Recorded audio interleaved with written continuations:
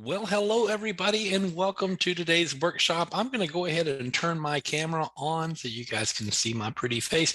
Also, if you would like to turn your camera on too, I would really recommend that. If you feel comfortable in doing that, it's always sometimes good to see people's faces and just make sure that you're a little eye contact now goes a long way with me. So if you would feel comfortable doing that, please feel free to do that. Same thing too is if you do have questions anytime during today's workshop, if you would like to open your microphone and just talk to me directly, you are more than welcome to do that as well. We also have chat available. I've placed some information out in chat. I'm going to copy a little bit of that as well, particularly the agenda. I want to make sure that everyone who may have shown up just a couple of moments ago, that you all have access to the agenda. Now, the agenda also has some resources on there as well, some links to different resources. There's Regretta. How are you? Good to see you. Always good. Always good to have folks. I recognize some of your names, so I see some frequent flyers with us today, and I'm really excited about that too. And always want to give a shout out to Rachel Blisson, who has been very instrumental in setting all of these trainings up as well. So we'll give her a virtual round of applause. Hi, Joan. And certainly glad to have y'all here with us today. We are recording these sessions, so if you do have to duck out or maybe you missed it the first go around, you can always come back and get the recorded information here as well. Today's topic is going to be on Canvas Studio. Just really quickly, if you want to in the chat, maybe if you want to do that, or if you want to use your emojis on your screen there, how many of you use video in your classes? And if you just want to say yes in chat, or no, or maybe, or something. I see Joan has got her thumb up. That's good. And there's several that are using them. Oh, fantastic. Good deal. So that's sort of what we're doing. And I don't know if any of y'all have used Studio yet, or if you started kind of poking around in Studio, but we'll talk about it. It looks like most of you have or are using video to some extent in your classes, whether they're face-to-face, online, or anywhere in between. Alan, I see you. Fantastic. Good deal. Yeah, that's going to be our topic for today, is actually showing how to use Canvas in Canvas Studio, particularly in your classes. Some of the features that you'll find there. I haven't touched Studio yet. Oh, okay, good. Janice, that's all right. That's what we're here for. So yeah, hopefully today you will have touched it as well. And I'll tell you, I share a little bit of information with you with regard to that too. So we're going to dive right in here to our agenda for today. I do want to introduce myself to you. My name is Matt Miller, and I'm a learning specialist here at Instructure. I've been with the company now a little over a year, so it's been a really exciting journey. I spent the last 30 years in higher education here in the state of Texas. I was at McLennan Community College in Waco, Texas, which is, well, if you've heard of Joanne and Chip and Joanne or whatever, whatever that house flipping show is about. At any rate, yeah. So in Waco, Texas, where the silos are located, I went to spent 8 years at McLennan Community College there. That's where I got started with distance learning. Ironically enough, back when we were using more video than we were using more platforms like Canvas. We were using more interactive video technology way back when, and then I moved over to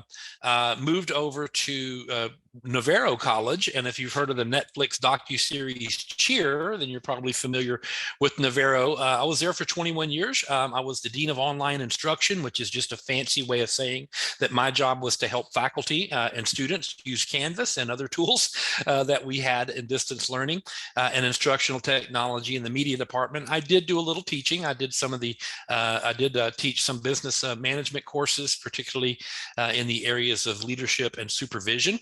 It was a really, really great opportunity for me. We actually used Blackboard for about 15 years, and then we made our switch over to Canvas. And I see Joan has a Texas connection. She lived in Texas for 7 years before coming to Virginia.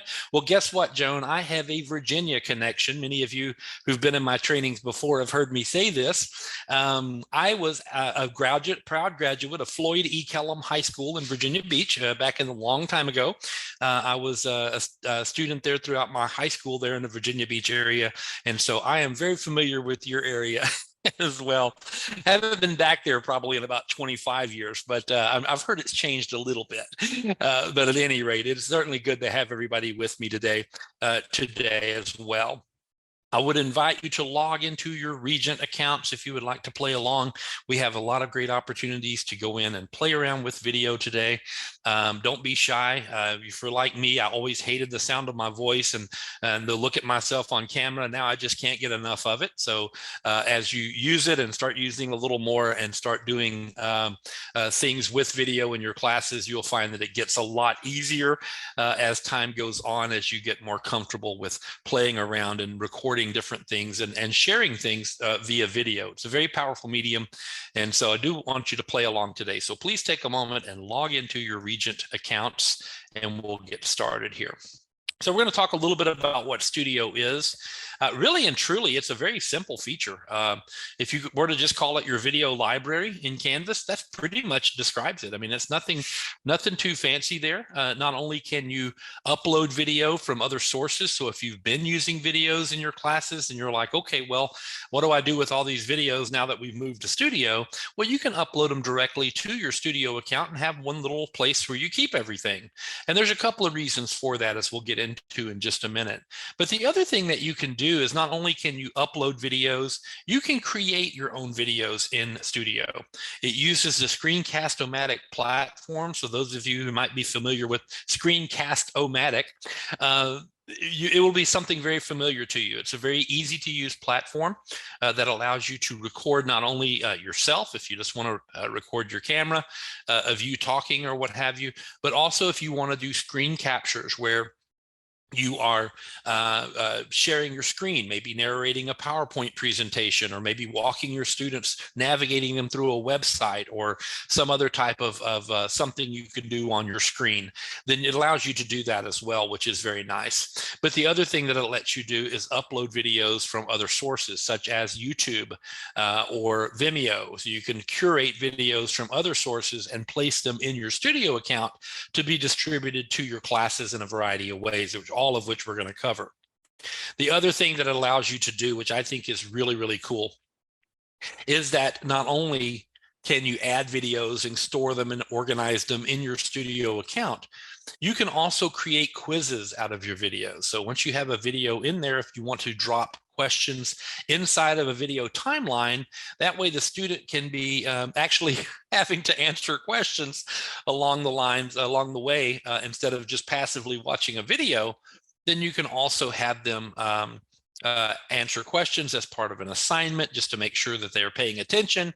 All of those things that you might want to use it for, you can do that. Some of you may have heard of Edpuzzle or PlayPosit or some of the other video features, video quiz features out there, and maybe you've used some of them. Well, Studio provides sort of this one-stop shop for you to be able to utilize your videos there. So again, the other thing that's kind of neat about it too, in addition to just functioning as your video library and being able to build quizzes and things like that, is that you do get some insights and analytics. So sometimes it's always like, well, I put this video in my class, but how can I tell if my students are watching them?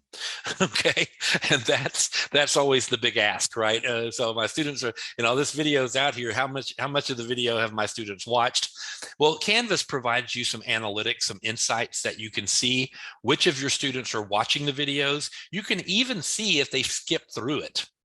So if they skip through the video a little bit on the timeline, you can actually see what they've done. And I'll show you some examples of what I'm talking about with regard to being able to see what students have watched your videos and which ones have just kind of watched part of it or skipped through it or whatever. In addition to that too, as this mentions here, when you do add videos from YouTube, it removes the ads. So it strips away the commercials and the advertisements. So any potentially embarrassing or maybe slightly uncomfortable ads that might appear before YouTube videos, use your imagination, then you can also pull those out as well. So no, so actually Janice and Stokes asked the question, are the analytics available only for videos created through Studio? No, if you've created it through YouTube, for example, or if you have a video that you've uploaded from another source. So maybe you created a video 2 years ago and you still want to use it in your classes, then you can pop that up there. Oh, Janice, okay. We're gonna make sure I got your name right. then yeah, you can, if you uploaded the video, anything you've put in your studio, in other words, whether you've created it in studio, uploaded it from a file that you have of a video, or curated it from your YouTube or Vimeo, then you can also see those analytics that way too. So I hope that helps a little bit as we get in there and start playing with it. You can use Studio for a number of things. Not only, and this is kind of, I think, a little secret that sort of flies under the radar a little bit, is that you can use your videos for a number of things, and from different sources and all of that kind of stuff. But one thing that I think sometimes we overlook is the fact that your students also have access to Studio. And let me repeat that. Your students also can create things in Studio, in their own Studio libraries. They can curate videos, create them there, and they can upload them as part of an assignment. So imagine, creating an assignment now where you can have your students give a presentation or create a video or something, or an interview or whatever, and you can really expand that by using video, and it's all right there in one source. So let's go ahead really quickly, and I'm going to dive into a Canvas course here in my Canvas account. First of all, let me just go back to my dashboard so I'm on the same page with everybody.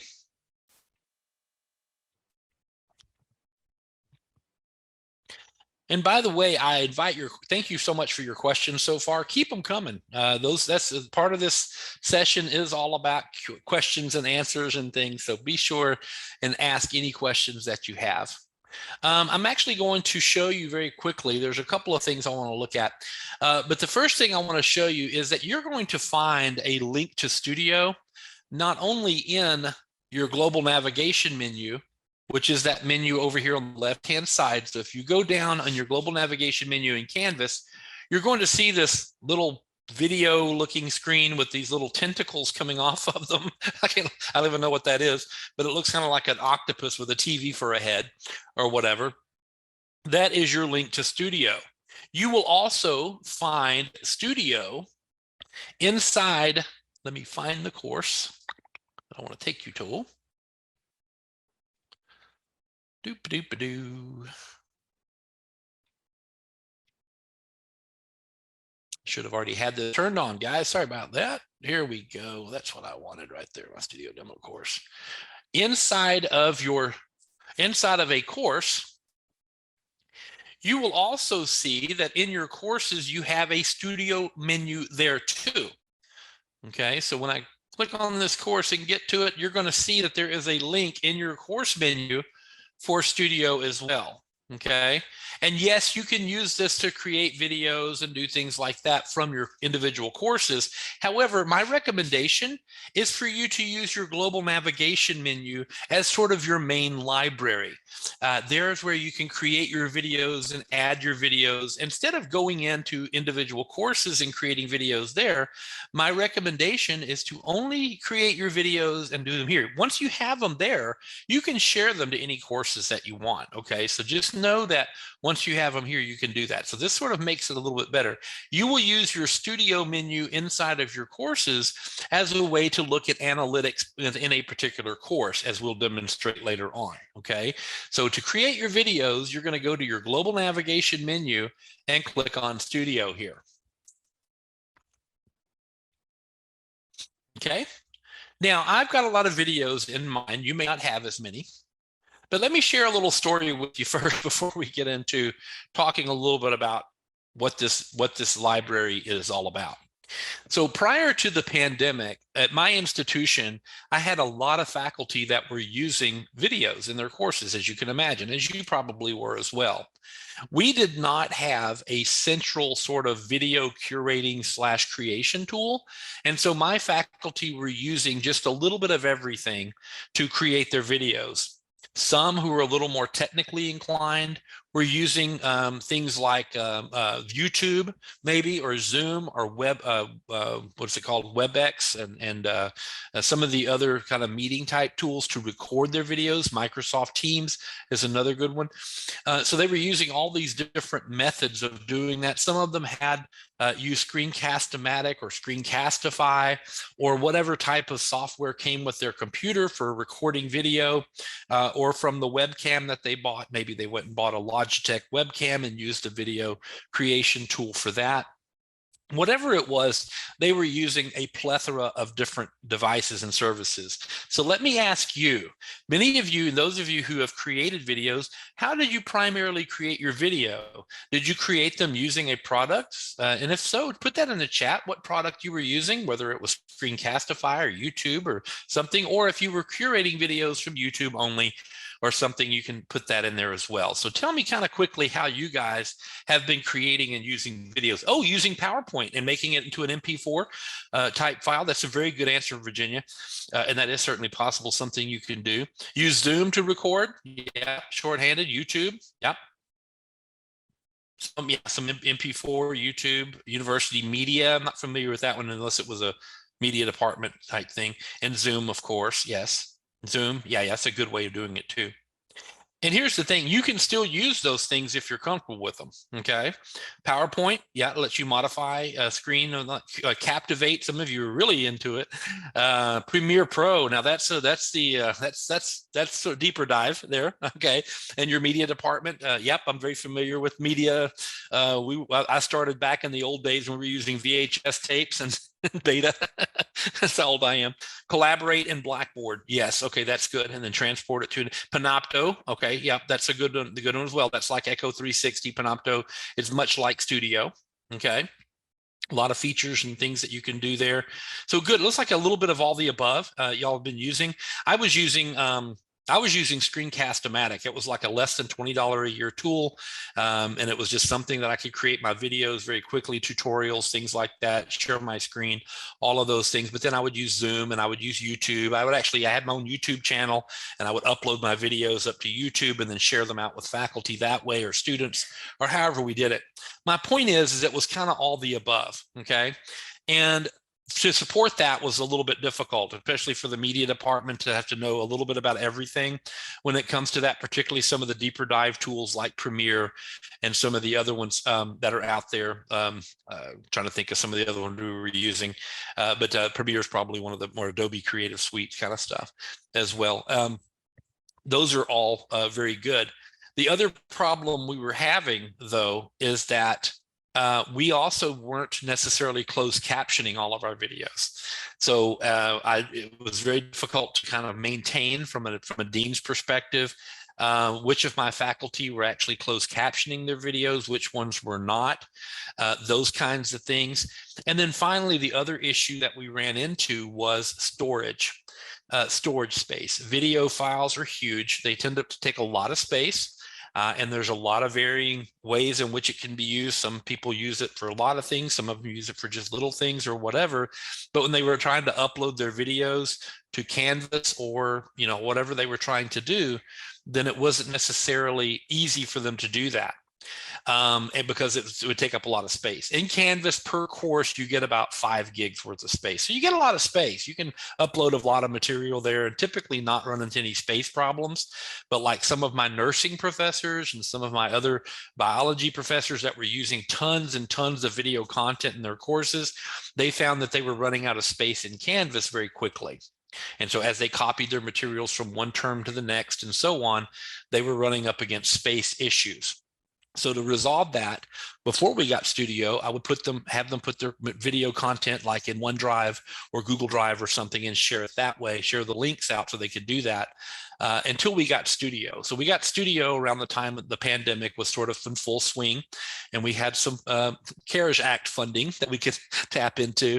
And so I was able to get Studio, and it was a game changer for us. Even faculty that were not really considering using video as much because of the complexity and things began using video. So we saw it to be a really good tool for that.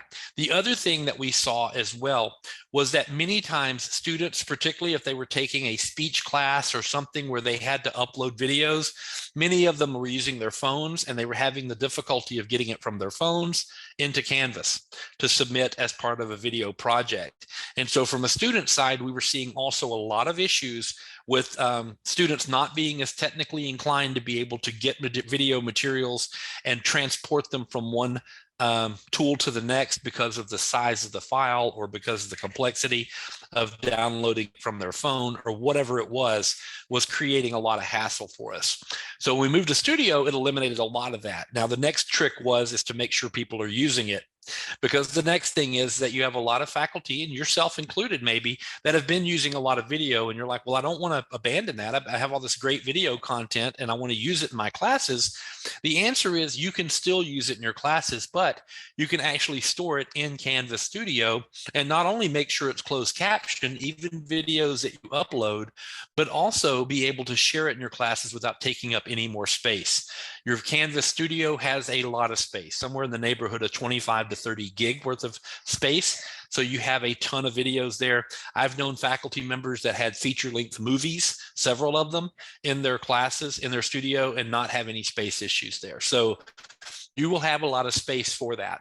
So let's take a quick look at the library studio environment here. And the first thing you'll see is it's called My Library over here, right? And so in your library, you're going to see that if you have any videos created or uploaded here, that you will have them out here. I also want to point out to you that you can organize them into collections as I have done. Now I'm going to go in and deliberately take something out of one of my collections here. So I'm going to go in and move this video just into my library like that. Okay, so if I go to my library, and let's just say you have a video out here and you want to add it to a collection. A collection, if you think about it, as almost like a file folder for videos. So to add a collection, you may have one for your psychology class, you may have one for your British literature class or your language arts class or whatever you want to create. You can create a collection by clicking on plus collection and giving it a name. So what some faculty do is, if this is my, nursing orientation class, or whatever, I can just call my folder, my collection, this particular class name. Okay, and when I do that, when I hit create, it's going to take me to a blank area and invite me to start adding videos. I'm not going to do that just yet. I'm going to go back to my library using this little breadcrumb menu right up here. And you can see that I've got a blank folder now called Nursing Orientation.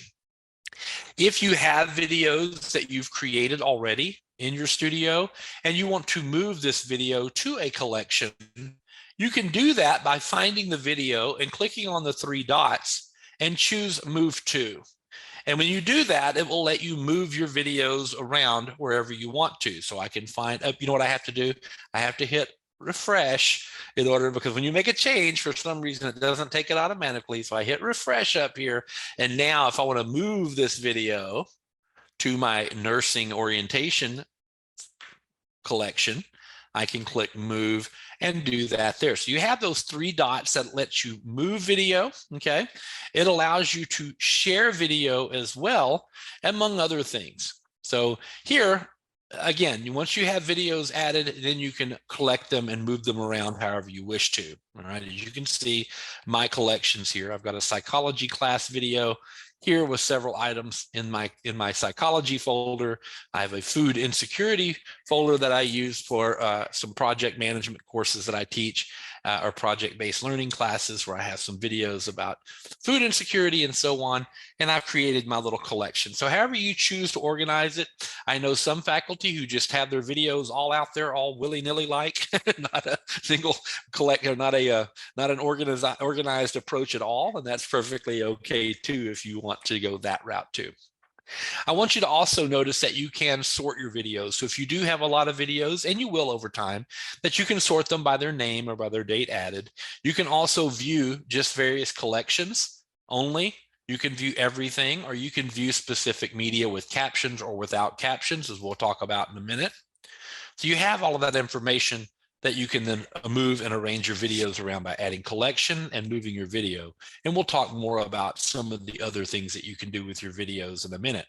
The next thing I want to show you is right up here at the top is where you can record your own videos, or you can add videos from another source.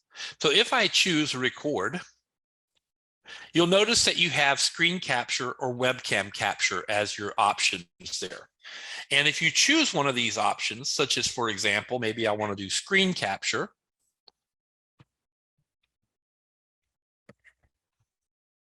then what it's going to do is probably going to move me to another frame here in just a second. That's okay. I got like 3 monitors up here, so sometimes it works really well, sometimes it doesn't.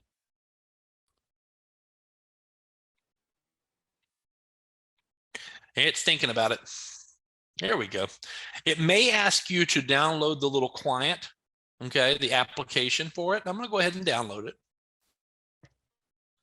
And once I have it downloaded, it'll open it in just a second here.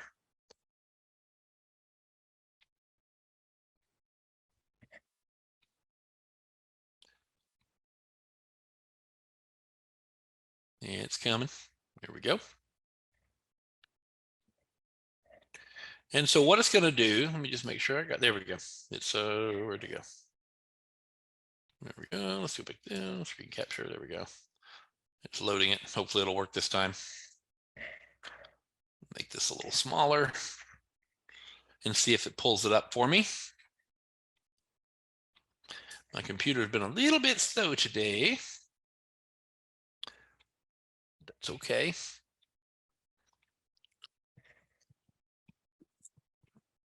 Well, I've already done all that, so what's it doing?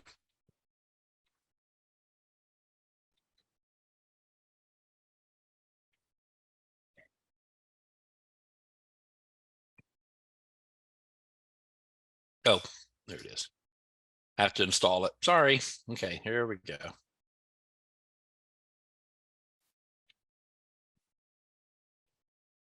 In an ideal world, it's supposed to just open up my, I've got 3 monitors it's looking at, so I apologize for that. Let me find the right monitor for you.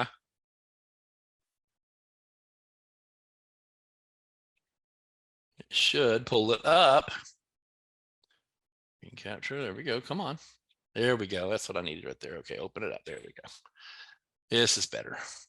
Gonna work this time, I think.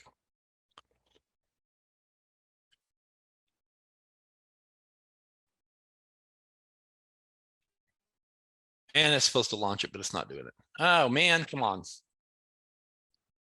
It's telling me it's launching from this side. So we'll see if it pulls up. Let me just give it a second to do its thing. Allow. Okay, there we go. Ah, here we go. It's over here. Let me pull it over. There we go. Sorry about that.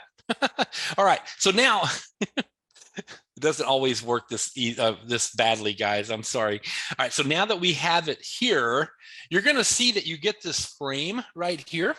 Okay. And in that frame, it will record whatever's in the frame. So you can move this around, do whatever you want to. You can record a PowerPoint here, all of that kind of stuff. Notice that you have some choices here. You can record just the screen, and you'll notice that it just records what's inside of these dash lines here. You can also just use a webcam, which will just bring up my webcam. Hello, everybody. That I can use it, or I can do both. And what that does is it brings up a picture-in-picture. So if I want to record myself and a screen here, I can do that too. And it's really good for providing my students with not only a visual of me talking to them, but also whatever it is I'm narrating or talking them through. So you can see very quickly you can use that as well. You can also choose the microphone that you want to use. Some of you may go out and purchase one of those real fancy blue snowball type microphones that you see all the podcasters using and so on. You can always adapt and choose the microphone that you want to use there. You can also include computer audio. So if you want to include the clicks and dings and the whatever sound your computer's making as you're making your recording, you can. Then you come down here and hit your record button. And when you do that, it's going to have a 3-second countdown, and it will start recording whatever it is that you're wanting to show your students. And you can go through and do that. You can pause the recording after you get started. If you want to pause and then come back to it, you can do that as well.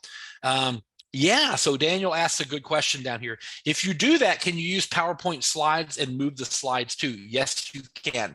So yes, if you want to narrate through this PowerPoint presentation, if I opened a PowerPoint, for example, here, let me see if I got one here I can open very quickly. Got my Introduction to Anglo-Saxon Poetry presentation I can share right here. I can put it in presentation mode, and actually we turn off the, use the presentation. There we go. And now I can close through this presentation, record whatever's on the screen there. Okay. Where am I? That's a good question. Hang on. I don't know why it's not showing me. Oh, it's just showing it over here. Let me find it. There we go. And I'm somewhere I should be. Let me see if I can open up my camera there, my webcam. I'm not seeing myself anymore. I got too many webcams turned on, I think. Let me see here. That's me talking. There we go. Let me out of that.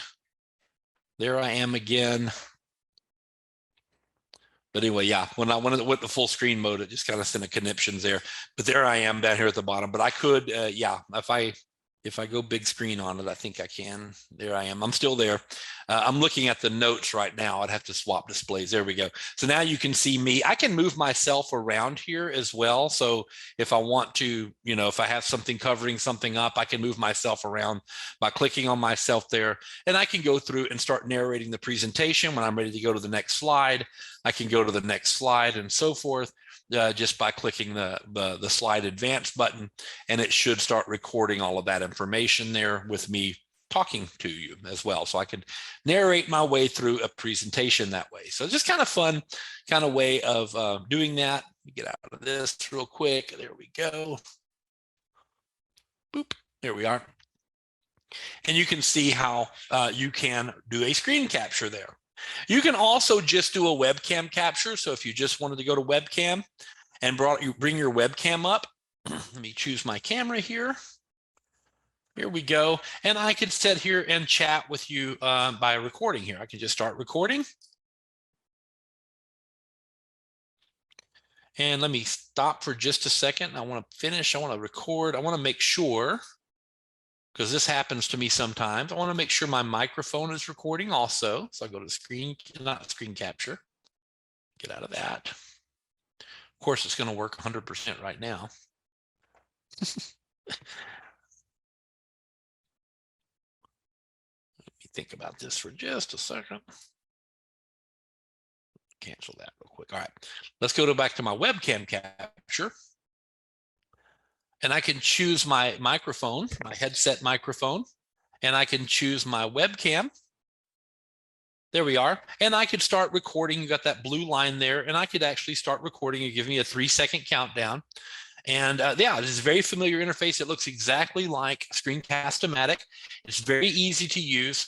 It doesn't require a lot. I mean, yeah, after I've had all those little issues getting the screen capture thing going, once you have that sorted, I've got like 3 monitors and things are appearing on different ones. So I apologize for that little snafu. But at any rate, you can start recording information to your students here if you want to. One of the cool things you can do is once you have this recorded, of course, you can hit stop. And of course, it always catches me on the weird little funny little thing. I'll show you how you can change that if you want to choose a different thumbnail. But here's my little introduction here, and I'm going to save this media right here, and it's going to upload it to my studio. While that's kind of doing that, and while you have a moment to do that, I also wanted to show you that you do not have to stick to just your webcam. One of my little hobbies that I have, let me see if I can show this to you. You guys can see this or not. One of my little hobbies that I have is I actually have a, I do, what is it called? Metal detecting. Yeah, I do a little metal detecting. Get this done. Here we go. And I don't know if you guys can see this or not. But this is a little camera I bought that my wife doesn't know about, but it's a little microscope, if you will, that I purchased a while back. And this is just a nice little tool that I can use for doing my metal detecting stuff. We're looking at coins, doing things like that. And so my point is that if I use this tool, I can put this over here, maybe on my little home office desk here, and maybe point it there so we can see it a little bit. If I wanted to capture something, maybe that a student or that students could see, go ahead and straighten this up a little bit. There we go. And maybe something as small as a dime, right? I could actually record and talk about something as small as a dime and really see the details of that dime by using this. They do make little cameras, like if I'm a math instructor or math professor, and I wanted to show my students something with math, or if I'm science or whatever. The point is that I don't have to just use a webcam in order to do recordings of stuff. I could actually bring in something as small as a dime and show it to my class that way in great detail. So again, just using that interface, you will find that you can use it for more than just just your talking head, I guess is what I'm trying to say.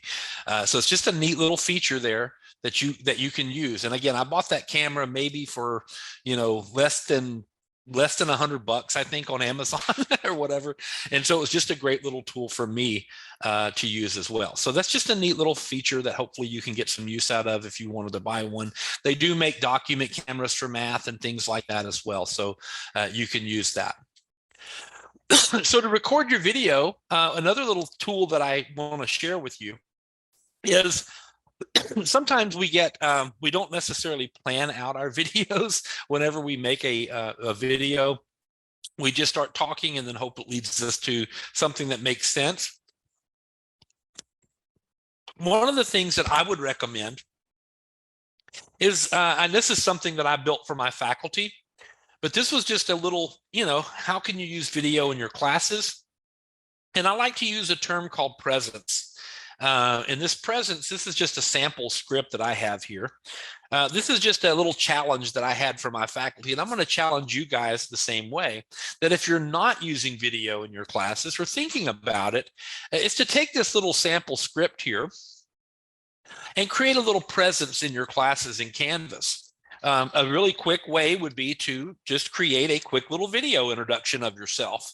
And not just any introduction. Maybe you want to have some parameters and guidelines that you want to use for that video. And as I said before, just by having sort of a little, if you want to call it a script or a template or something, where you can just sort of kind of plot out and plan out what you're going to say before you actually start filming or start turning on your camera and recording it. And that is to kind of have a little brief introduction. You can introduce the course to your students, what the expectations are of the course, how they should contact you, and maybe how they should communicate with you or ways in which they can communicate, and then finish up on a positive note. This video, by the way, doesn't have to be very long. In fact, if the shorter you can make it, the better. And just create almost like a little welcome video for your classes. And I have a little example. My name is so-and-so. I'd like to welcome you to this class, yada, yada, yada. And have that information up there for my students, just to kind of give them a little, bit of me in the course. Sometimes our courses, I don't know how many of you teach online exclusively, but you can back me up on this as well. That it can be a little bit of a lonely venture for students who are taking nothing but online courses. And that's really not sometimes getting to know who their professors and teachers are. And so by having that little bit of presence is a really good thing. An example that I would like to share with you also is I had a professor who taught nursing at Navarro, and she was probably in her late 60s. She's very, very good at what she does. She's been a nurse for years in the hospitals around Texas and stuff. But she taught we had an orientation in nursing. So if you were accepted to the nursing program, then you could you had to take this orientation type class, and it was just meant for incoming nurses and gave them a little bit of heads up about what to expect and all of that. And it was online. Most of the time it was offered purely online. This particular professor, Glenda was her name, she decided that every week she was going to have a video announcement for her students, for her online students. Every week she would sit in her little home office, and she had her little brooch on her and, look like the Queen of England and all that. And she would she would just record literally a 1 to 2 minute video. And that video was essentially three agenda items. Here's what we did last week. Here's what we're doing this week. And here are some important reminders about the rest of the class. Okay. And that's literally all she did every week. And she told her students, this video will be coming out every Sunday night at 8 p.m. And we'll be talking about what's happening in the class, what we did last week, and recap a little bit of what we did last week, and so on and so forth. And I will tell you guys, as someone who reviewed end of course evaluations and evaluated my faculty and all of those kinds of things, without fail, students in her classes overwhelmingly mentioned the fact that she did those videos every week. Okay. They weren't much of a time investment on her part. It was just a 2-minute video. Maybe 2 minutes, all right, where she just sort of communicated with her students, and then she made it part of an announcement in her classes. And in doing that, the students felt like they were more engaged, they were better prepared, all of those things, that her students were really successful because of that. And they felt that they were successful. They could directly attribute their success to knowing what was going on and staying informed of what's happening in the class. So in this little template that I've given you, I do have some helpful tips. Now, of course, I come from some audio-visual background. I spent many years in the audio-visual, radio, television, and stuff for our campus stuff. So I've got some insight as far as how that's done. But one of the things is keep your videos short. Now, I know your subject is interesting, and you're a great professor and everything else. Our attention spans, we live in this TikTok, YouTube world where students just don't pay attention anymore. And so the more information we can pack into a shorter time frame, the more likely it will be absorbed, if you will. I had a professor, she taught, oh golly, what was it? It was government, I think, yeah. And she had some recordings that she had made back in the 1980s on audio cassette tapes. And she brought them to my department and was like, could you digitize these for me? I want to use these in my classes. And as soon as I hit play and heard the hiss and the pops and the, all that sounded like an old record and all that kind of stuff, and you could hear every cough and every shuffle of paper. It sounded like it was recorded in an Exxon men's room where all this echo and stuff was going on. And it was just a horrible recording. And, and the nice guy in me was like, of course, I'll help you digitize them. But I was also like really trying to say, nobody's going to watch these. Nobody's going to listen to these. All right. The quality is really bad. And, it's just too much information, and you could barely hear the teacher. She was kind of soft spoken, and she was recording from somewhere in the classroom and walking around at the same time. And it was just, you wanted to say, okay, this is a waste of time. Nobody's going to do this. I did suggest, maybe we re-record some of these, but let's make them into little chunks. And so my suggestion is if you do have, like a lesson introduction, maybe, or maybe you're introducing a learning unit or something like that, is to keep it very small, but just kind of hit the highlights, and then kind of give the students sort of a brief synopsis, if you will, of that. The other thing is to make sure students know how to address you. Now, this probably isn't a problem at Regent University, but I know at Navarro College we had a lot of first generation students. Some of them, regardless of their backgrounds and things like that, was that they would come to the college and call everyone Miss or Mr. and not necessarily professor or doctor, and not really use their titles and things like that. So for collegiality, we always tried to teach that civility aspect of, this is your professor, this is, Mr. or doctor or Miss or, whatever title they wanted to use.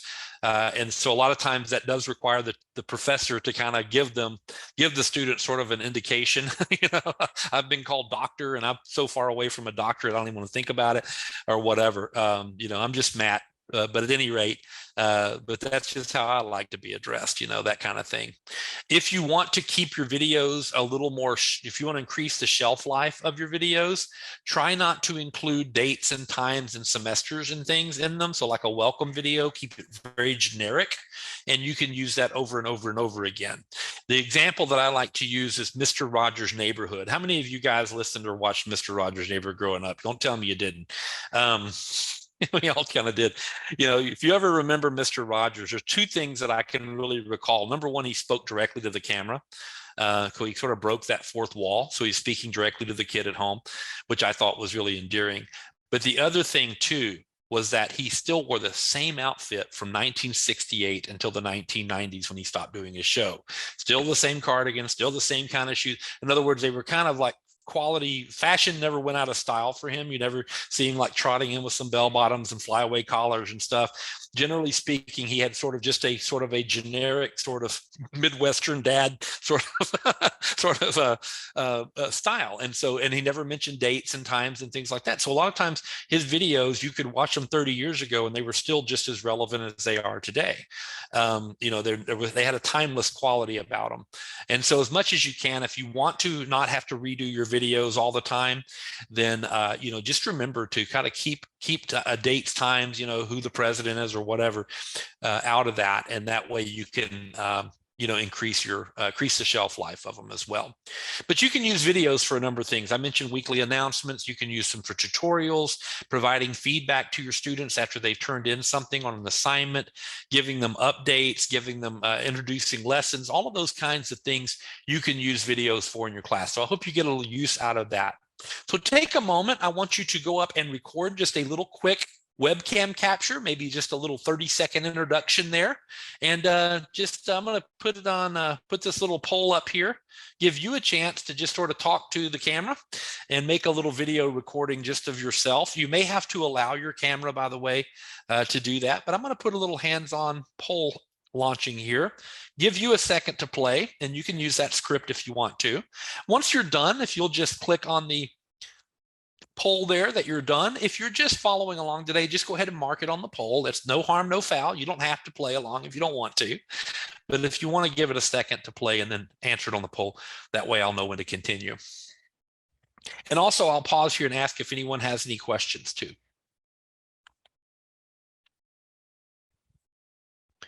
Just feel free to open your mic or pop them in the chat.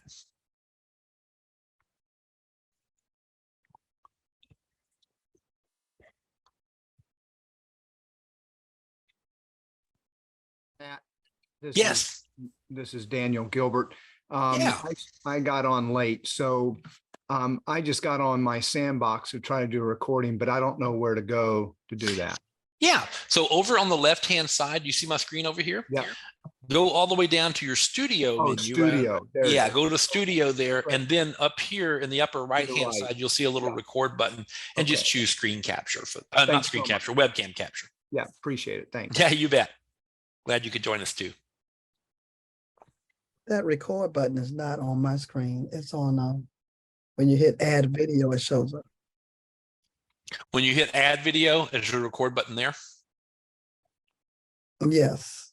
Huh. It's not. So it's not. You're not seeing this little record button. No.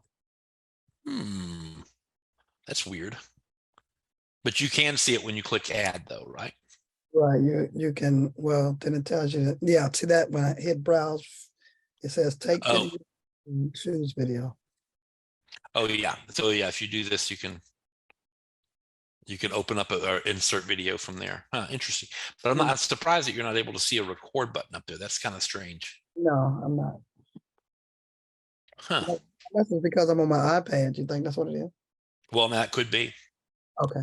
It could be. Although you should have some kind of. Do you have like a paperclip icon or something like that? No. I know. You know what? I don't think Studio works with iPads. I don't think. Yeah, it works. I just thought. It does. Yeah, I just needed to add video and then record. Oh, okay. Yeah, there you go. So you click the little paperclip icon or something like that. No, it's no paperclip. Just what you just a minute ago. Oh, okay. That's good to know. I had not really played with video on my iPad before. Good to know.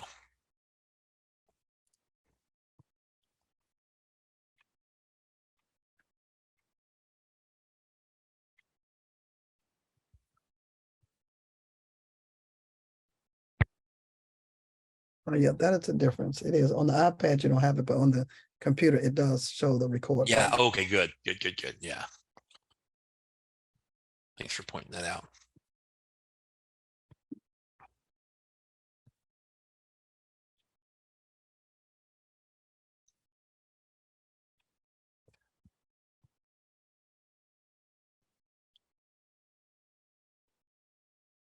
Oh, so the question comes up, how do we rename a video file? I can't see that they do that once the video has been recorded. So you can, if you click on the three dots here, you can go to edit media, I believe. And is it, nope, I don't think, let me see. Nope, you can't do it there. Hang on, let me remember how to do this. Now you're asking me the good questions now. Let me click on the video itself.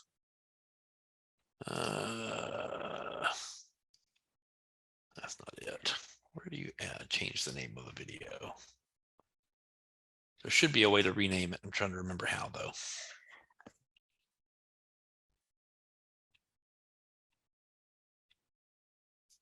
It's under edit media. That would seem to be the right place to do it, but I'm not seeing a way to edit it.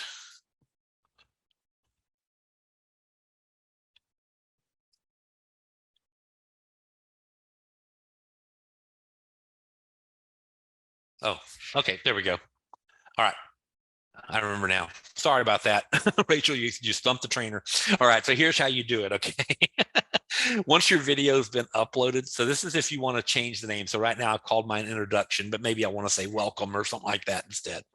I can click on the name of the video itself once I have it uploaded. And then here you're going to see you have some tabs here, and one of them is called details. You see that? So click on details, and by editing details, then you can change the name here to say welcome or whatever you want to call it. That makes sense. And then you can also describe you can also put a description in there as well. You almost had me stumped, but I figured it out. Just zen my way to it. Let's take about another 30 seconds or so, guys, and then we'll move on. Looks like most of you have completed the activity.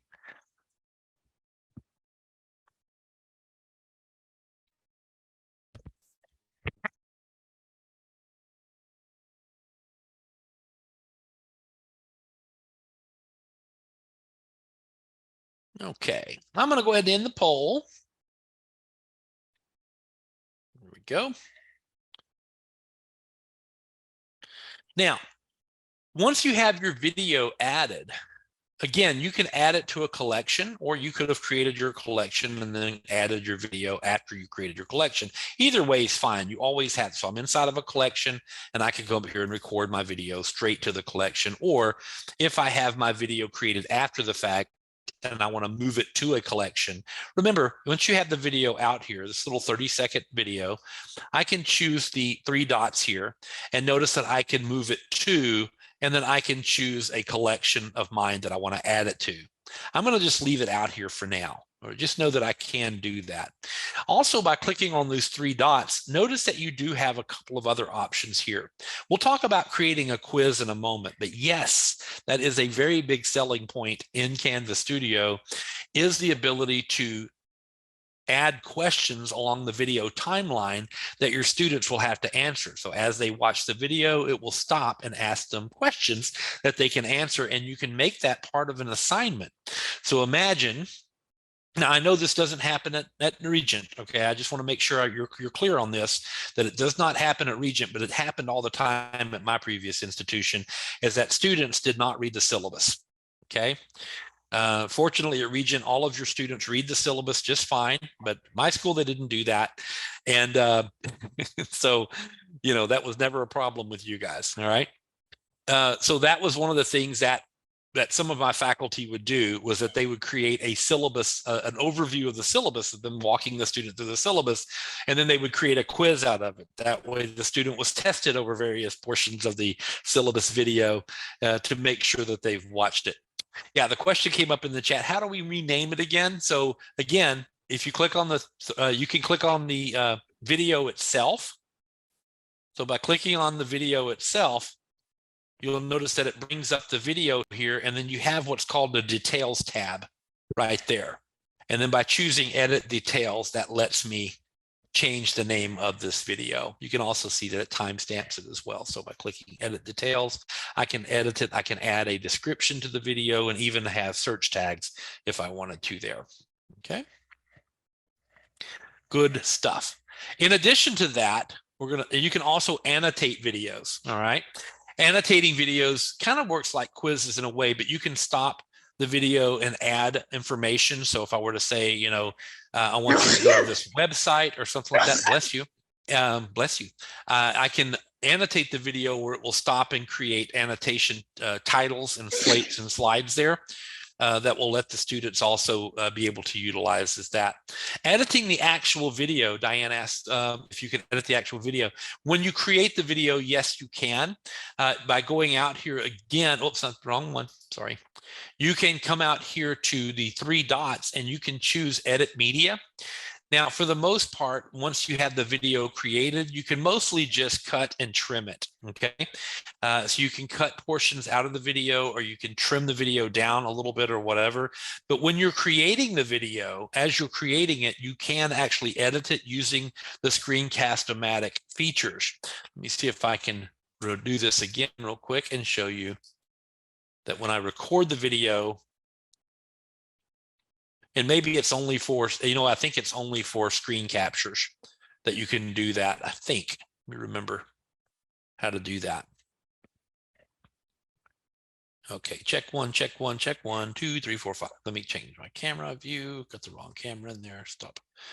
Yeah, and when I start, it lets me to save the media, but it doesn't let me edit it, unfortunately. So I think it's only for screen captures that you can actually, yeah, screen captures, I think, is the only one that you can actually edit the media in the screencast-o-matic video. Now, there's nothing stopping you from, if you wanted to, you can, by clicking on the video itself and clicking on these 3 dots, notice that you can download the video. So if you want to download it into a media editor and edit it and then re-upload it to Studio, you can do that too. Or you could create your video outside of Studio, and then we're going to do what we can do next, and that's add the video here later. So you can always do that too as well. Very, very good questions, gang. Another thing I wanted to show you here is if I want to caption a video. So I have the video here, and if I click on it, you'll notice that there is a caption button right over here. Okay.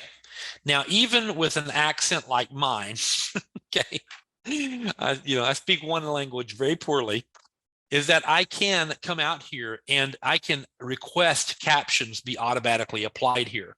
Now, this works for videos that you upload as well as videos that you create. We'll talk about YouTube in a minute. But here, if I have the video uploaded or if I built it here in Studio, I can click on captions and request the captions, and it's going to listen for words in my video, and it will have about an 85% accuracy here. Okay, so the 85% accuracy means there's probably about 15% inaccuracy, but that's okay because we can edit our captions as we go through. So just very quickly, I'm going to choose English as the language that was spoken, sort of, and I'm going to hit request here, and it's going to process this video and listen for captioning. This is a small video, 30 seconds. It shouldn't take very long. But notice that when it's done, it's going to tell me that it's ready for review. So it's processing it now. You will get an email, by the way, when you do start asking for, so if you have other things you need to be doing or whatever, and you want to go ahead and caption a video, maybe it's longer than, 30 seconds or whatever, then you will send you an email when the captioning has been completed. So you will get an email to your email account when that's been done. Right now it's processing it, and it will tell me if it's ready to review in a minute. While we're waiting on that, are there any questions so far? So I just clicked on the video itself, same place where I went to rename it, but this time I chose captions and then just requested captions in English or the language that was spoken.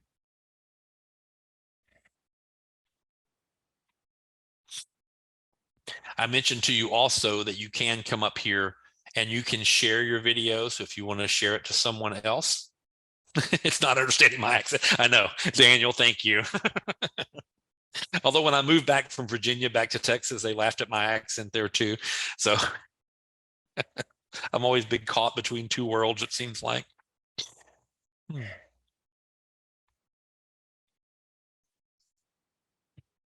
It might take a moment to do its thing. You can, if you do have the files to upload your captions. So if you do have the SRT or VTT files, you can upload them here. We're going to talk about that in a minute. All right, so now it's saying that it's not published. All right, that's a good sign. It means it's processed it. So what I can do over here is I can review my captions. So by clicking on the three dots and choosing review here, it's going to bring up my video here, and you'll see that it will start putting my captions in the timeline here. And unfortunately, with my accent, sometimes when I say the word canvas, it gets misheard as Kansas, like the state of Kansas. Although one time it also did Canada for some reason. Anyway, but that's just the thing. So it's going to go through my captions. And yeah, this is a very familiar interface. It looks exactly like Screencast-O-Matic. That's not right. So if I want to click on this here, notice that I can change it by calling it Screencast-O-Matic instead. So I can edit that portion there, okay? And it will actually edit it. So I can look for any kind of misspellings or bad grammar or whatever, and I can actually correct it right here. Okay. And I could add other things too. Like at the end, if I wanted to add a phone number or website or something, I can do that too. But even with my accent, it did a pretty good job, I would say, of recording my information here. Once I'm happy with that, I can go up here and publish it. And when I do that, you're going to see that it creates this little card here. And this is my little captions. It's telling me that I have captions now. And if I toggle it on now, if I watch my video, and yeah, this is a very familiar interface. It looks exactly like Screencast-O-Matic. It's very easy to use.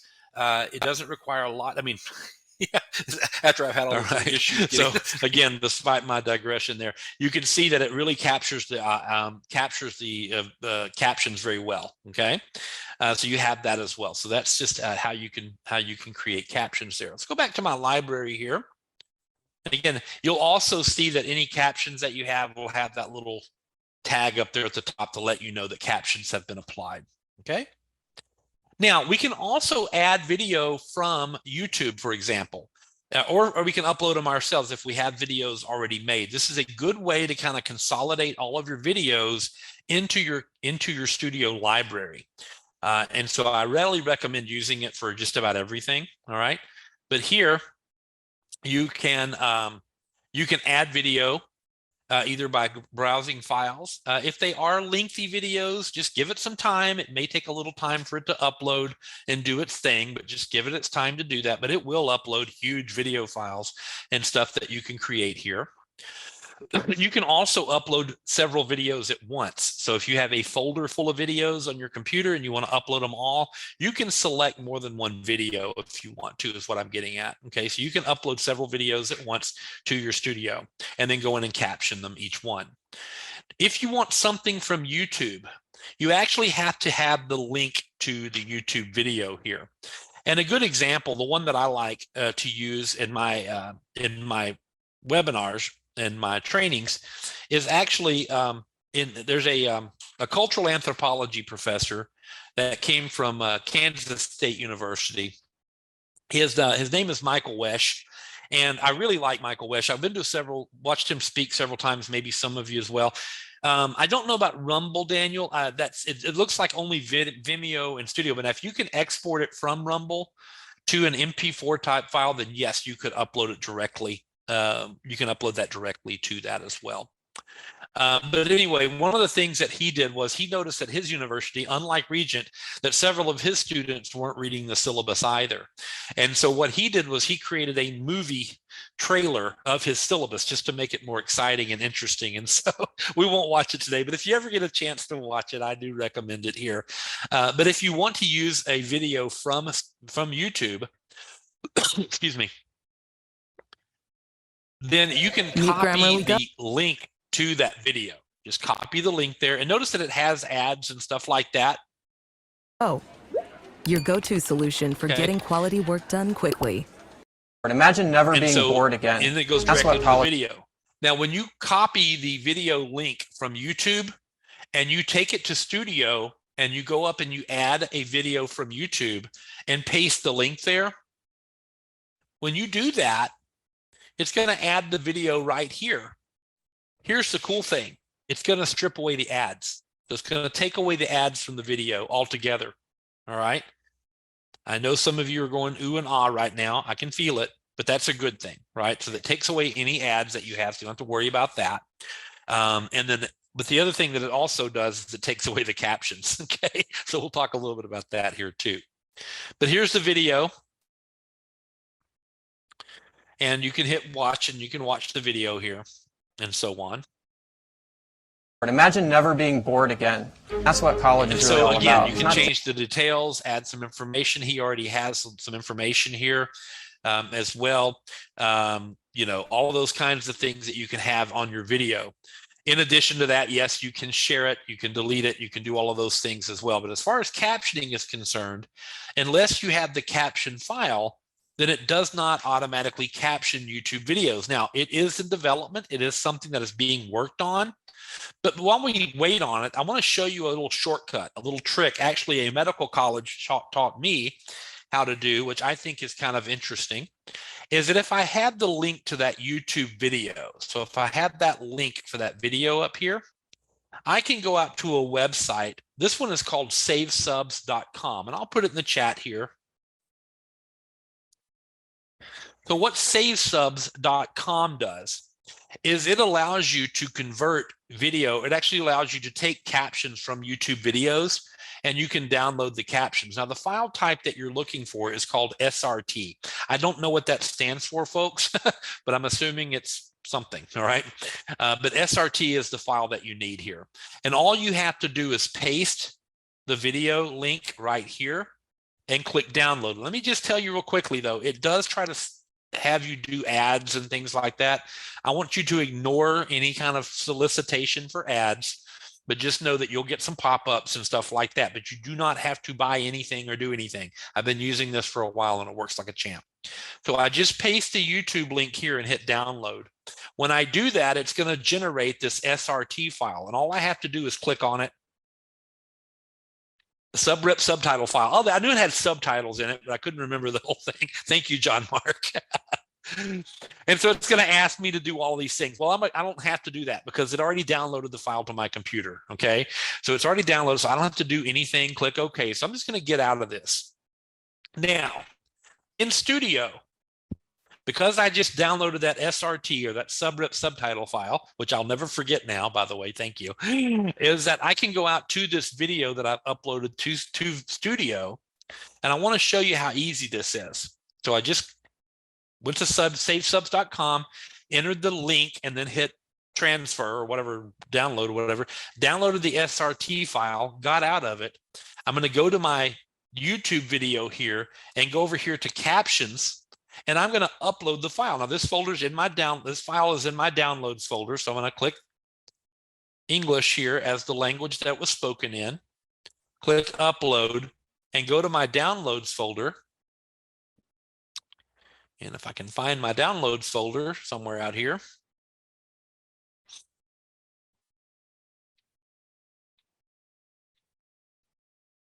Got too many files open. Hang on.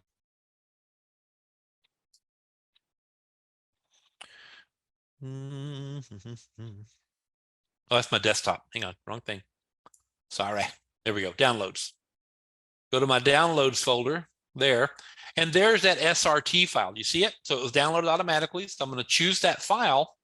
And when I do that, it's going to automatically caption my video. I can edit it if I want to or whatever. Now it's going to tell me I have subtitles there. If I click on my settings, oops, hang on. Oh, it's not letting me do it. Let me upload my captions again. English.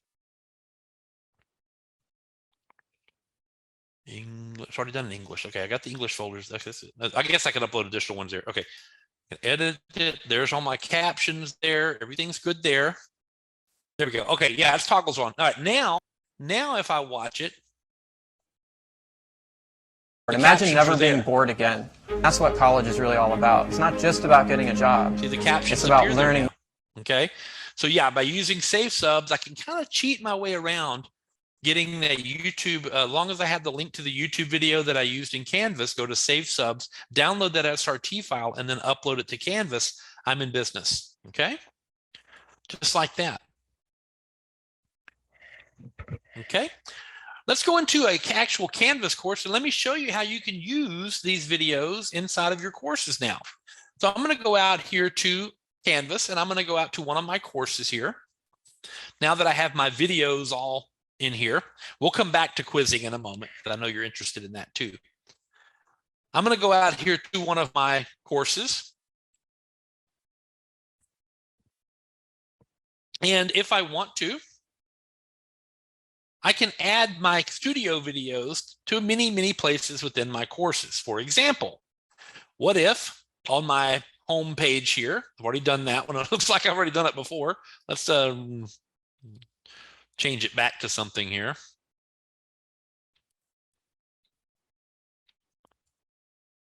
There we go. And let's just say, for example, I want to add a welcome video to my homepage, or maybe I make an announcement. Maybe I want to add a video to an announcement. It doesn't matter. As long as I have the rich content editor, I can pretty much add anything that I want to my Canvas course. If I wanted to create a video welcome here to my homepage, I just need to go to edit here. And the trick is knowing where to add your studio videos. So in my rich content editor, I'm going to find a place where I want this video to live. And maybe I want to add a little welcome video right here, and I can center it up on the page. Okay. I can go up to this little plugin icon in my rich content editor, and I can go to view all. And when I do that, notice that I can add a studio video. So when I choose studio here, notice that it's going to bring up my video library, all the videos that I've created. There's one I added today. There's the one I created earlier. There's that little one I messed up on or whatever. And there's all of my collections that I can go into. So it brings up my videos automatically. And I can just click on the one that I want to use. So if I want to use this little 30-second video right here, I can embed this into my class. Notice that it gives you the ability to manage display tabs. I'm going to turn that off. And the reason is because I don't necessarily, one of the things that you can add if you want to is the ability for students to add comments to your videos. If I do not want them to do that or download my video, I can turn these off. And all it will do is it will embed just the video right here. Okay, so there it is. And they can play the video, have the captions turned on. They can speed it up, slow it down, make it full screen, adjust the volume, and that's about it. Okay. They can download the transcript, but they can't download the video. Okay. So if they want to download the transcript of this video, they can do that. But as you can see, it creates a little welcome video right there. And again, where can these be added? Well, I can add it to my welcome page, my home page if I want to. If I have an announcement and I want to create a video announcement to my students here, I can have my video welcome or whatever I want to call it. And then I can choose that little plugin icon right there. As you start using that tool, it will create shortcuts for you. Okay. But again, I'm just going to go out to view all, choose studio, and it's going to allow me then to upload a video here. So if I want that video right here, I can take away the media tabs and hit embed, and it will put that video right there in that announcement that I can send out to my students. So again, wherever you have the rich content editor, you always have access to the little plugin where you can add the video there. So take a moment. I want you to take a video, go out to maybe an announcement in your sandbox or on your welcome page or whatever, and edit it and choose that little plugin icon and find your videos studio, and it'll connect directly to your studio video, and you can drop it anywhere in your class. Whoopsie. So go ahead and do that for me. I'm going to put the poll back up again. I think I can. I think I can.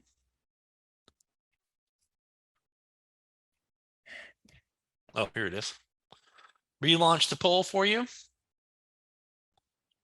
And I'll pause for questions as well.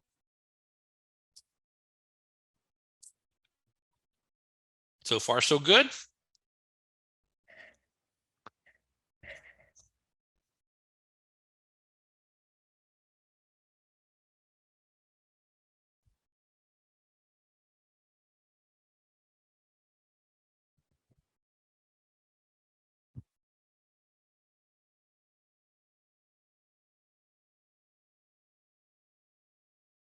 As you are playing around with that, just to show you an example, one of my Spanish professors at the college, for every module that she had, so she taught Spanish online.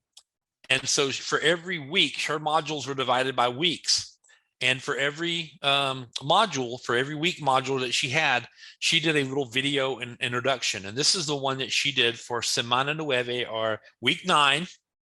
And her video was just basically her walking her students using a screen capture on Studio to actually show her students. Hey everybody, it's time for week 9. This week you continue with chapter 6, talking about food and adding more layers, as I mentioned previously, to the preterite or past tense. So you'll do that with your weekly mind tap assignments, and then we move on to the Canvas activities. The first 2 are student learning outcomes assessments. Remember that the SLO assessments are worth 15% of your course grade, so you want to do your very best on those and get them done on time. The first one is about reading comprehension. You'll have it's a quiz. You'll have short passages, and then you answer questions based on what you read. So again, just as an example of how she just kind of walked her, this is her week 9 page that she has out there in her modules.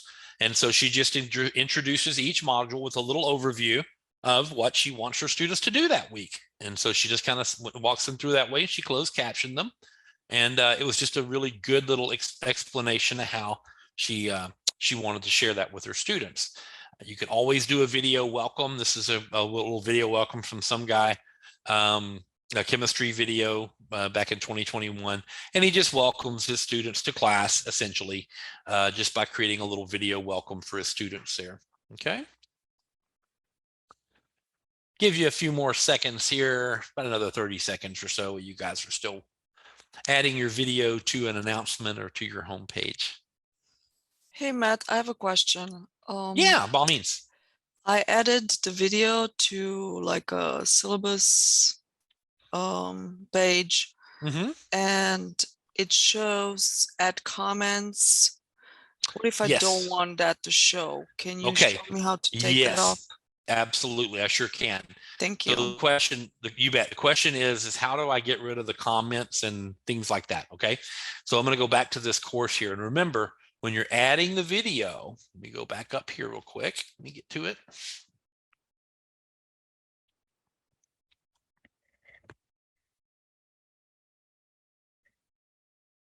I'm going to go ahead and end the poll too. It looks like most of you have added your video there. So here, let me go up to edit. And when I added the video here, I'm gonna go ahead and delete it real quick. And yeah, I'm gonna delete that. Now I'm gonna re-add it this time. And I'm gonna go back up to that plug again and choose my studio. Now, when you choose your video,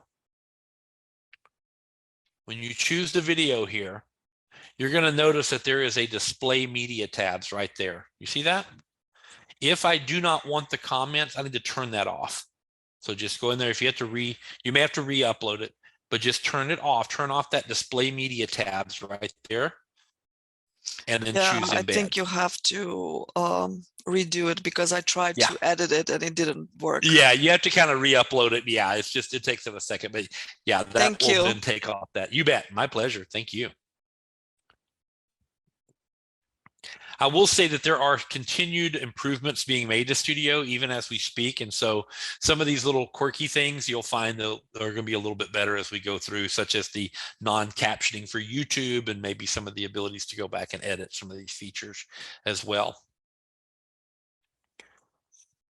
Another thing you can do is directly to a module. Now I showed you how you can add it to a page in the rich content editor, either the home page or an announcement or whatever. You can add it as imagine giving students video instructions for an assignment or discussion or something like that. You can always have them watch a video and discuss it, those kinds of things that you can do as well. If you wanted to in your modules, remember you can always add videos to a module. So if you had a video that you wanted to put out there for your students to watch as part of a module, then you can click plus on the module itself. So I'm in my modules and I'm going to add to this module, and notice that I can choose external tool right there, and it will bring up Studio for me as well. Okay. Yes. So John asked, can you edit the HTML of the page? For example, being able to make it bigger, smaller, those kinds of things? And the answer is yes. Okay. You can go in and if you want to change the size of the video that's embedded to a little smaller, you can go in and fiddle with the HTML and make it a little bit less than, or make it adjust the size, I suppose. And let's just say you wanted to add this Studio video here in a module. So by choosing that, you can take away the display tabs again and embed that into the module there and add the item, and it will add that video right down here. Okay. And I can move it up here to my module. And now when a student goes through the module, they can go to the module overview. There's a video there. Then they can go to the next video, and there's the video right there. You see that?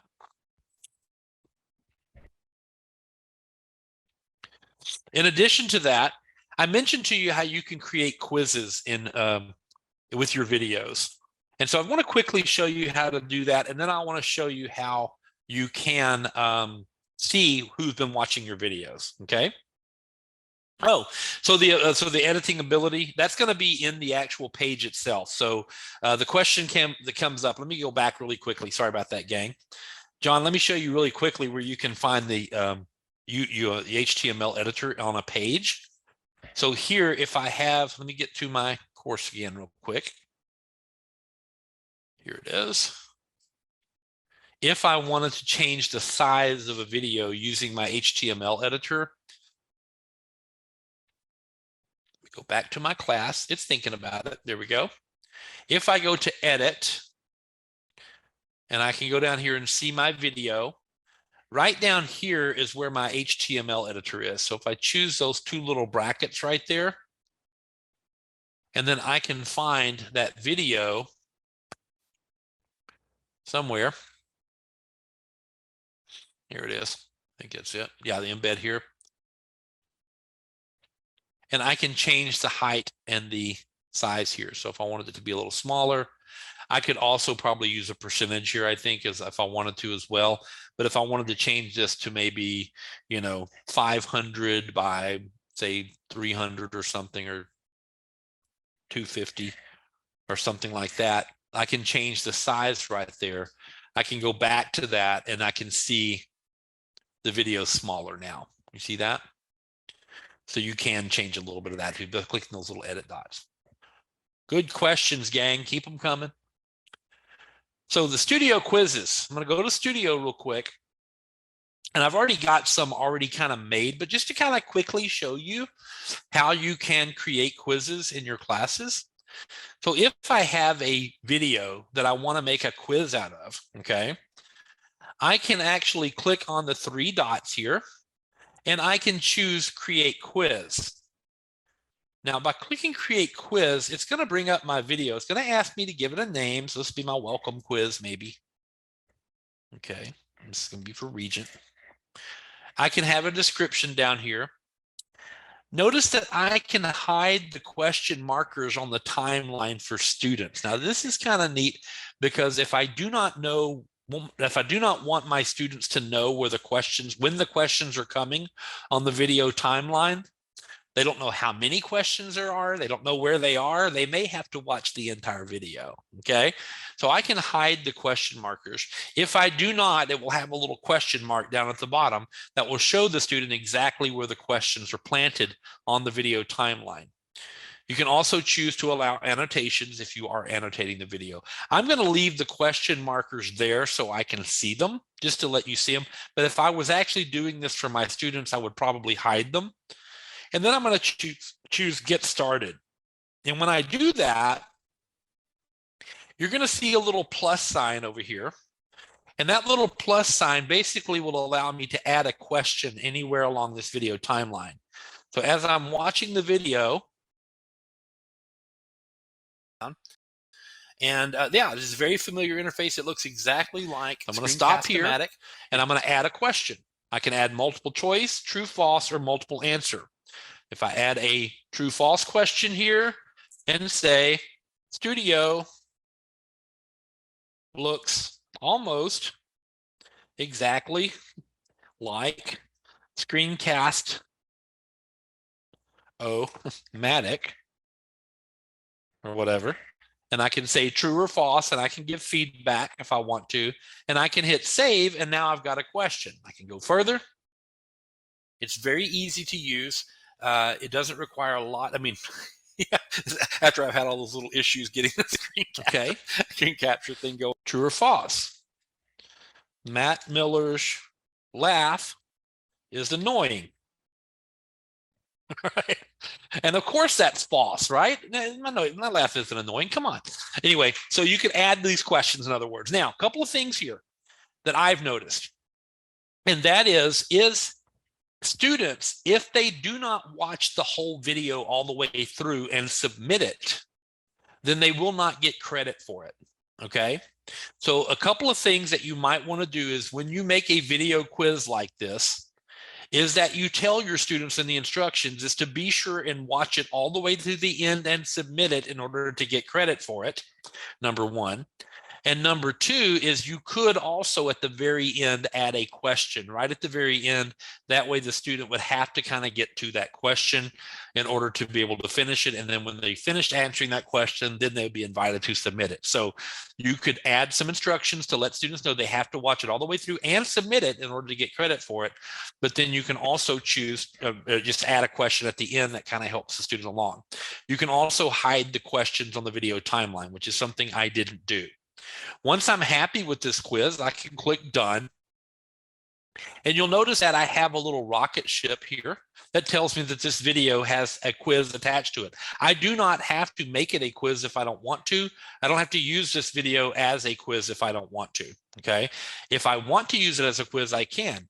The other thing that I can do is I can click these three dots and I can actually create another quiz on top of this quiz. So if I want to create a slightly different quiz, to use in another class or another section, then I can add a different quiz for this, and then I can have a choice. I can use this welcome quiz or this other quiz using the same video. So again, you can create several quizzes out of one video, in other words. Now, how do you make it happen? How do you deploy this quiz in your class? You would have to go into your class again. Once you have it built, and you can see that you could add multiple choice, true, false, all of those things. But if you want it to be something the student has to take in the grade book or whatever, you can come down here to the class that you want to use. And here, let it spin up for a second. If I wanted to add a quiz, I can go to my assignments. So you're going to add it as an assignment here. Okay. And I'm going to add a new assignment. And I'm going to call this my, Regent video quiz. There's my instructions, right? And all that good stuff. my point value that I want to use. Now, under the submission type is where the kicker is here. So under the submission type, I'm going to choose external tool here. So by choosing external tool, I can now find a studio quiz. So I can go out here and find and choose studio, and it's going to pull up my videos that I have here. And if I want to use my quiz, I locate my video that has the little rocket ship on it. Okay. And I select this. And then notice now that I can choose video quiz embed right here. So by choosing video quiz embed, I only have one quiz associated, and that's this one here, Welcome Quiz Regent. And I hit embed here. Okay. And I can hit select. And I've got my Regent video quiz. I can choose and add a due date down here. I can do all the things that I want to do, and then add this to a module where a student can take it. Excuse me. Let that save.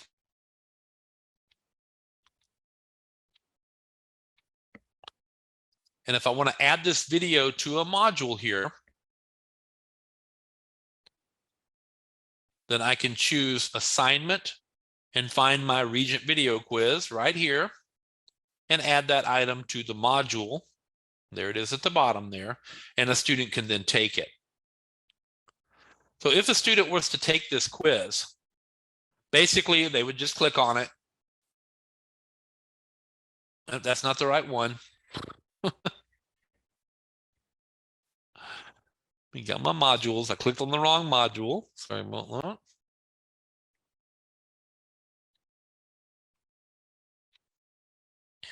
And I can go to my Regent video quiz. There we are. And then here, notice that I can get started, and it's gonna start the quiz for me, start the video. And yeah, this is a very familiar interface. It looks exactly like Screencast. It'll stop and ask me the question. Very easy to use. It doesn't require a lot. I mean, yeah, after I've had all those little issues getting the Screencast. All right, and Matt Miller's voice is annoying. That's false. There we go. But then I would have to watch it all the way through before it would let me submit the quiz. You have to submit the quiz in order to happen, okay? And then when I submit the quiz, then it would let me view the results. And I can see from a student analysis if there's any students in there that got 2 out of 2 right. There it is. I can also see some insights. But let's look at an actual quiz here. If I go to my studio menu, and let's just show you really quickly what I can see from my students now. So I'm going to go to a quiz here in my studio, in my course menu, and I'm going to choose a quiz that I've used before. It's this one here. So this is a little 22-second quiz, and I've had all of my students take this quiz, all right? Once the students have taken it, not only do I have a gradebook column for this quiz with whatever choices that they made, what point value they've got, but if I want to see, and for any video for that matter, if I want to come out here to quiz results, I can see the quiz results for all of my students. I can see the item analysis, but I can also see the student results. And I can see for each of my students how many attempts they took, what their grade was, and how much time it took them to complete this video quiz, okay? But wait, there's more. If I go over to Insights, you're gonna see that I can come down here and I can see what completion rate each student has for the video. And I can see this even if it's not a quiz. So I can see if I have a syllabus quiz, a syllabus video out there I want my students to watch. I can come out here to Insights inside of my class menu here, my studio menu, find the video, click on Insights. I can see what percentage of the videos the students have watched. So I can see that Wanda completed 100% of the video. And I can click on that little bar graph and it's going to show me for the 22 seconds of this video, this student watched everything. Pepper Potts, however, only watched 78% of the video. And if I click on the little bar graph, you can see that Pepper ducked out about 18 seconds in. So she watched about 18 seconds of the 23 second video there. James poses a little bit of an interesting thing. You can see he finished about half, but if I click on this little bar graph, look here. You're going to see that James watched about 3 seconds and then skipped to about 10 seconds, watched it for a couple of more seconds and skipped ahead. So I can see that James sort of scrubbed through my video. In other words, he didn't watch it completely. He sort of fast forwarded through the video a little bit, okay, by just dragging that little play button along and getting back to another area of the video. So I can see James only watched about half, but he skipped around. Whereas Happy here watched about half the video and then dipped out on me, okay? But you can see these insights for any video that you have, and I can download the CSV file if I want to keep it for later records and things like that. But again, you can use the quiz results or the video results to see who all has watched the video, how much of the video they've watched, and so on. Whew. All right.